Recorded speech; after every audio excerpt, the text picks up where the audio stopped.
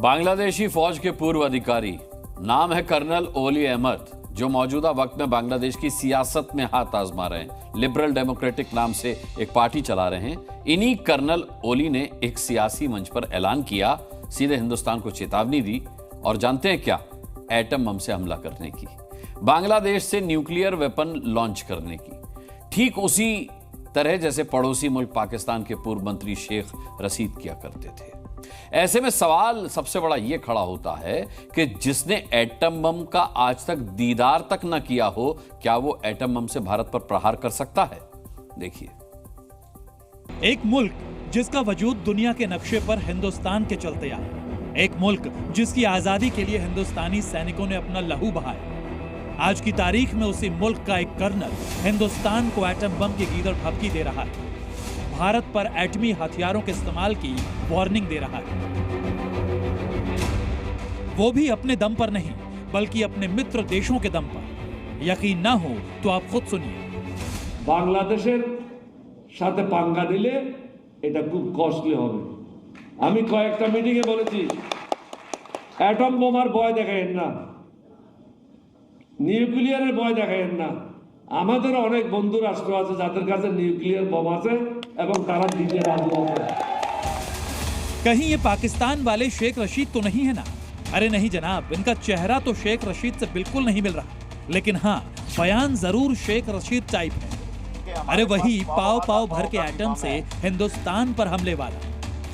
हम एटमी जंग नहीं चाहते, लेकिन हिंदुस्तान ये याद रखे हमारे पास पाव आधा पाव का भी बम है। खैर छोड़िए, बांग्लादेश की इस कद्दावर शख्सियत का नाम कर्नल ओली अहमद है, जो बांग्लादेश की फौज में बड़े पद पर है।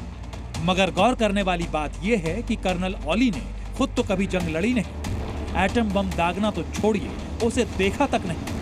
बावजूद इसके हिंदुस्तान को सीधी चेतावनी दे रहे हैं, वो ये कि अगर भारत ने बांग्लादेश से पंगा लिया तो बांग्लादेश एटम बम लॉन्च कर देगा, भारत का नक्शा बदल देगा। সুতরাং আপনি ব্যবহার করবেন, আমরা এখানে এটা হবে না, এখান থেকে নিউক্লিয়ার বম লঞ্চ করা হবে, টিট ফর ট্যাট।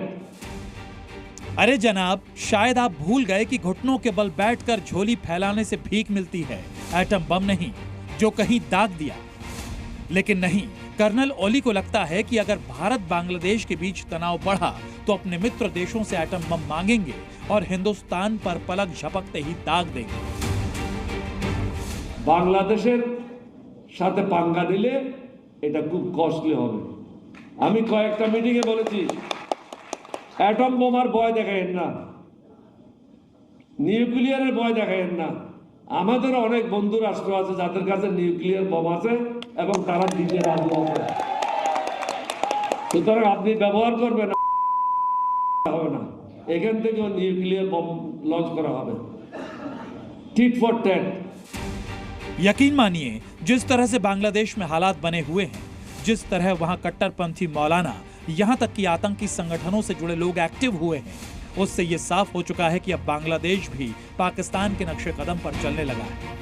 और इस पर अब मुहर बांग्लादेशी सेना के कर्नल भी लगा रहे हैं, जो हूबहू पाकिस्तानी हुक्मरानों की तरह हिंदुस्तान को एटम बम की गीदड़ भभकी दे रहे हैं। বাংলাদেশের সাথে পাঙ্গা দিলে এটা খুব কস্টলি হবে। আমি কয়েকটা মিটিংয়ে বলেছি, অ্যাটম বোমার ভয় দেখায়েন না, নিউক্লিয়ারের ভয় দেখায়েন না। আমাদের অনেক বন্ধু রাষ্ট্র আছে যাদের কাছে নিউক্লিয়ার বোম আছে এবং তারা দিতে রাজি আছে।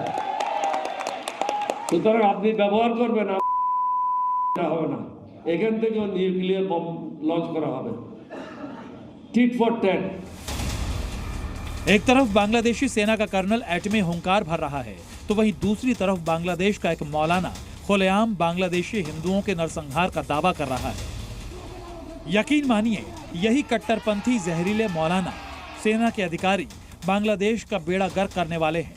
और अब भी बांग्लादेश को ऐसा लगता है कि वो भारत से भिड़ सकता है, बांग्लादेश में मौजूद हिंदुओं का कत्लेआम कर सकता है। तो बांग्लादेश भूल गया है कि जो बना सकता है वो मिटा भी सकता है। ऐसे में अगर हिंदुस्तान एक्शन में आया तो इस बार बांग्लादेश का वजूद दुनिया के नक्शे से मिट जाएगा। ब्यूरो रिपोर्ट, जी मीडिया।